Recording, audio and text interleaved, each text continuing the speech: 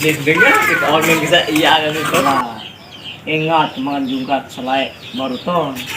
Berembem. Palang nida pembadak jembrang ni kemalik. Tadi aru lalu umbau kenyaman. Nggak kenyaman masih otak. Tadi pecat lalu panggung angan, tengah angan buat paksa. Maku masih luwi ama Alah, apa nak jadi andang-andang? reke nggak sampai ciku. Belem nyereke, pada nabung jalan kepek. Aku buka muka naon tak kejelang tak meduh di sininya. Krecem.